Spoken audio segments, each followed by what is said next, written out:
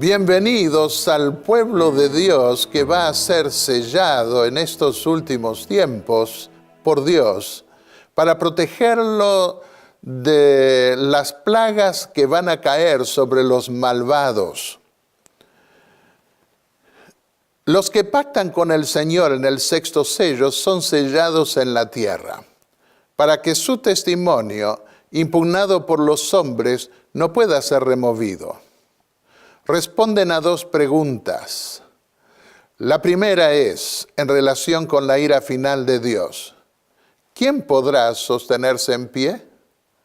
La respuesta es los 144,000 que son sellados en sus frentes. La segunda pregunta la encontramos en Apocalipsis 13:3. ¿Quién podrá pelear contra el anticristo en la crisis final? La respuesta se da en Apocalipsis 14:1. Los 144,000 sellados en sus frentes que se identifican con el Cordero.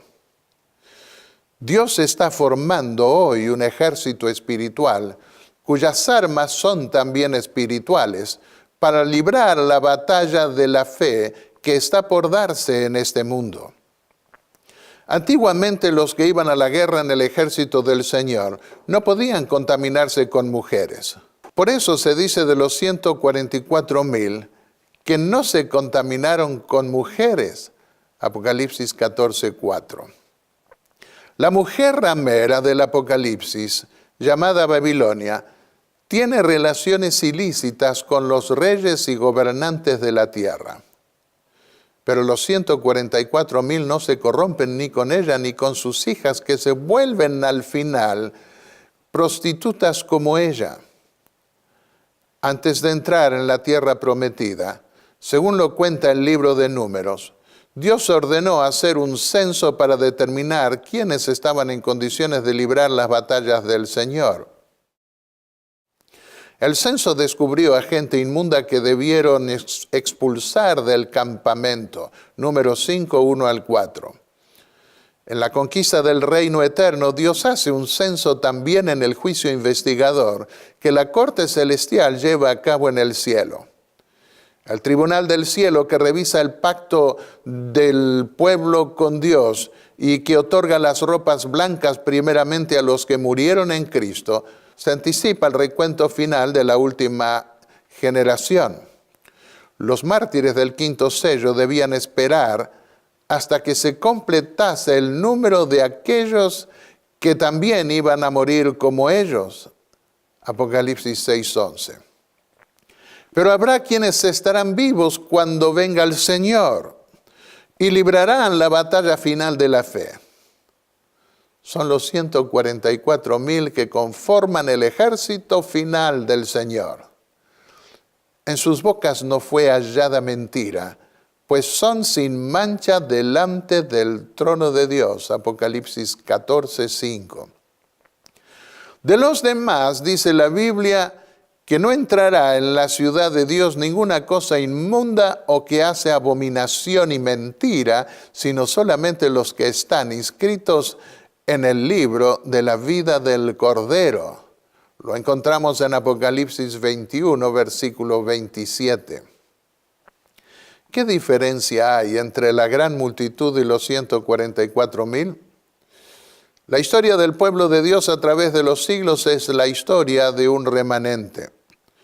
Pero a Abraham se le había prometido que su descendencia iba a ser tan numerosa como las estrellas del cielo, la arena del mar y el polvo de la tierra.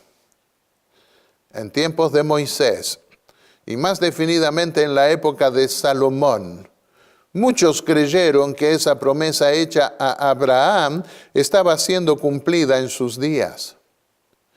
Moisés, por ejemplo, dijo a los israelitas en el desierto: el Eterno vuestro Dios os ha multiplicado, y aquí hoy vosotros sois como las estrellas del cielo en multitud. Deuteronomio 1:10. Con 70 personas descendieron tus padres a Egipto, y ahora el Eterno te ha hecho como las estrellas del cielo en multitud. Deuteronomio 10:22. Y el rey Salomón más tarde reconoció ante Dios: tu siervo está en medio de tu pueblo al cual tú escogiste, un pueblo grande que no se puede contar ni numerar por su multitud. Primera Reyes 3, versículo 8.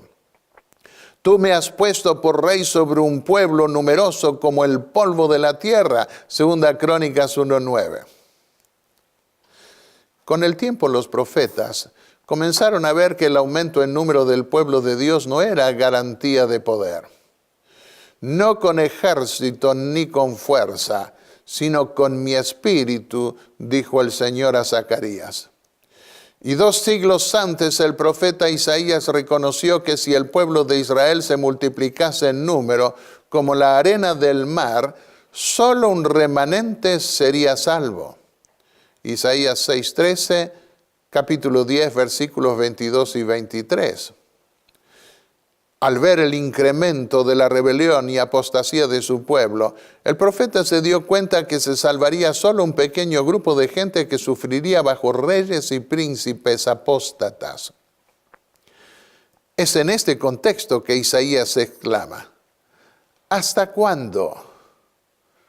Como respuesta a ese clamor apocalíptico se le refiere la salvación de un remanente. Lo vemos en Isaías, el capítulo 6, versículos 11 y 13. El apóstol Pablo citará también a Isaías para hacerle ver a su pueblo judío que el remanente era ahora el pueblo que aceptaba a Cristo como su Salvador. Romanos 9, 27. Así también, en el Apocalipsis, los mártires del quinto sello exclaman: ¿hasta cuándo, Señor Dios justo y verdadero, no juzgas nuestra sangre de los que moran sobre la tierra?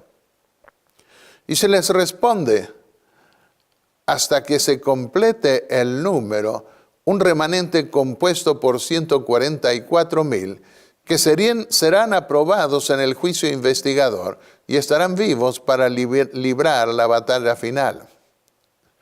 ¿Cómo puede reconciliarse este concepto de solo un remanente que se salva con la promesa divina hecha a Abraham de tener una gran multitud de herederos? Hay que esperar hasta el Apocalipsis para entender cómo la proyección de un remanente y la de la gran multitud prometida a Abraham se van a unir. Mientras que los 144,000 son los últimos sobrevivientes que estarán en pie en la segunda venida de Cristo para librar la batalla final, según vemos en varios pasajes del Apocalipsis. La promesa de una gran multitud de herederos se cumple mediante la resurrección de los muertos de todos los justos de todas las edades. Esa gran multitud recoge el remanente de todos los siglos, inclusive del último siglo, según vemos en Apocalipsis 7 y el capítulo 14. El profeta Daniel, quien vio que un remanente iba a ser perseguido por 1290 días proféticos o años literales en profecía, se anticipó en alguna medida a la verdad de que habría una multitud de redimidos al final que volvería a vivir y brillaría como las estrellas a perpetua eternidad. Daniel, el capítulo 12, los versículos 2 y 3. ¿Cuáles son las características de los 144,000? Se los revela después que concluye el juicio investigador. Dijo de ellos Juan: no fue hallada mentira en sus bocas, pues son sin mancha delante del trono de Dios. Apocalipsis 14:4. ¿Qué significa que la investigación del cielo no encuentre mentira en sus bocas? No solo que sus pecados han sido lavados en la sangre del Cordero, sino que a diferencia del mundo cristiano apóstata que pretende amarlo, pero que no guarda sus mandamientos, ellos demuestran su amor a Dios guardándolos. Escribió el mismo apóstol en su primera carta de Juan, capítulo 2, versículo 4, el que dice, yo le conozco y no guarda sus mandamientos. El tal es mentiroso y la verdad no está en él. En segundo lugar, son redimidos, Apocalipsis 14:3, porque sus pecados fueron lavados en la sangre del Cordero. En el día de la expiación que tipificaba o representaba el juicio final, cuando el nombre de Dios era vindicado en su templo, la sentencia divina se pronunciaba sobre su pueblo ya perdonado. En este día quedaréis limpios de todos vuestros pecados ante el Eterno. Levítico 16:30. Una tercera característica de los 144,000. Tienen el nombre del Padre y el nombre del Hijo escrito en la frente. Eso lo leemos en el primer versículo del capítulo 14 de Apocalipsis. Contrariamente, todos los demás habitantes de la tierra tienen el nombre del anticristo en su frente o en su mano. Eso es lo que dice Apocalipsis 13, 16 y 17. El anticristo hace que a todos se les dé una marca en la mano derecha o en la frente que consiste en el nombre de la bestia o el número de su nombre. Dios puso su nombre en su templo, más definidamente en el arca del pacto. Por eso al santuario se lo llamó la morada de su nombre, Deuteronomios 12:5. Mi nombre estará allí, prometió también el Señor. En Primera de Reyes 8:29 invocó esa promesa de Dios el rey Salomón al inaugurar el templo. Pero ¿en qué lugar del templo se encontraba el nombre de Dios? En el arca de Dios que lleva el nombre del Señor Todopoderoso, que habita entre querubines. 2 Samuel capítulo 6, versículo 2. Esto es importante destacar, porque la desobediencia a los mandamientos de Dios profana el nombre de Dios. Guardad mis mandamientos y cumplidlos, dijo el Señor. No profanéis mi santo nombre. Levítico 22, versículos 31 y 32. Una cuarta característica. Los 144,000 sellados son templos vivientes en quienes Dios escribe su ley. Aquellos que dicen que la ley de Dios no puede ser guardada, participan de la mentira de Satanás, quien acusa a Dios de establecer leyes tan rigurosas que nadie puede guardarlas. Pero Jesús dijo, el que tiene mis mandamientos y los guarda, ese es el que me ama. Y el que me ama será amado por mi Padre, y yo le amaré y me manifestaré a él. Mi Padre lo amará y vendremos a él y haremos con él morada. Está en el Evangelio de San Juan, el capítulo 14, los versículos 21 y 23. El anticristo, en cambio, blasfema contra el nombre de Dios porque impone su nombre al de Dios. Juan vio en visión que ese anticristo medieval abrió su boca en blasfemias contra Dios para blasfemar de su nombre, de su tabernáculo y de los que moran en el cielo. Pueden leerlo en el capítulo 13 de Apocalipsis, el versículo 6. Pero Dios sella a su pueblo con su ley. Esa es su marca de identidad. Ata el testimonio, escribió Isaías. Sella la ley entre mis discípulos. Capítulo 8, versículo 16. Estas palabras que te mando hoy, los 10 mandamientos que aparecen en el capítulo 5, el capítulo anterior, estarán sobre tu corazón. Las atarás a tu mano por señal y las tendrás entre tus ojos como una marca en la frente. Lo vemos en Deuteronomio 6, versículos 6 y 8. Pondré mis leyes en la mente de ellos y las escribiré en su corazón y seré su Dios y ellos serán mi pueblo. Está en la epístola a los Hebreos el capítulo 8 y el versículo 10. ¿Cuáles son las características de un sello? Un sello contiene 3 cosas básicas: el nombre del propietario del sello, su cargo y jurisdicción. Esas características están en el 4º mandamiento que establece el día del Señor. El 4º mandamiento dice: acuérdate del día sábado para santificarlo. El sábado es el día de reposo del Señor tu Dios. Porque en 6 días el Eterno hizo el cielo, la tierra y el mar, y todo lo que contienen, y reposó en el 7º día.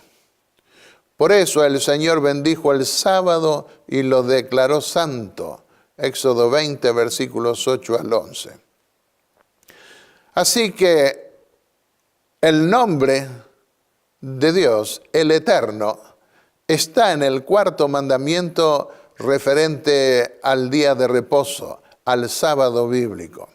En segundo lugar, se indica el cargo, es el creador. Y en tercer lugar, su jurisdicción, el cielo y la tierra. El sábado que Dios puso en su ley contiene su nombre y le pertenece. Si lo guardamos, le pertenecemos a Él. Dijo el profeta Isaías: si retiras tu pie de pisotear el sábado, de hacer tu voluntad en mi día santo, y si al sábado llamas delicia, santo, glorioso del Eterno, y lo veneras, no siguiendo tus caminos, ni buscando tu voluntad, ni hablando palabras vanas, entonces te deleitarás en el Señor, y yo te haré subir sobre las alturas de la tierra, y te sustentaré. Isaías 58, versículos 13 y 14. Y Jesús declaró ser el Señor del sábado, cuando dijo: el Hijo del Hombre es Señor del sábado. Marcos 2, 28. Si lo guardamos, le pertenecemos a Él. El sábado es, por consiguiente, la señal de identidad divina en su pueblo. Mediante el profeta Ezequiel, Dios dijo: les di también mis sábados para que fuesen una señal entre mí y ellos, para que supiesen que yo soy el Eterno que los santifico. Santificad mis sábados y sean una señal entre mí y vosotros, para que sepáis que yo, el Eterno, soy vuestro Dios. Está en el capítulo 20 del libro de Ezequiel, los versículos 12 y 20. Resumamos. Los 144,000 sellados de la última generación son templos vivientes del Espíritu Santo. Tienen fe inquebrantable, en segundo lugar, en su Salvador, y por lo tanto tienen el nombre del Hijo sobre ellos. En tercer lugar, son inamovibles en su fidelidad a la ley de Dios. Tienen el nombre del Padre sobre ellos. En cuarto lugar, tienen el sello de pertenencia al Señor. El mundo termina aborreciéndolos por su fidelidad a Dios. Pasan por la tribulación final, donde se desarrollan la paciencia de los santos al guardar los mandamientos de Dios en medio de la opresión. Lo vemos en Apocalipsis 12:17 y 14:12. Pero el cielo los ama y vindica ante el universo. El Señor les dirá al final de la contienda universal: bien, buen siervo y fiel, sobre poco has sido fiel, sobre mucho te pondré. Entra en el gozo de tu Señor.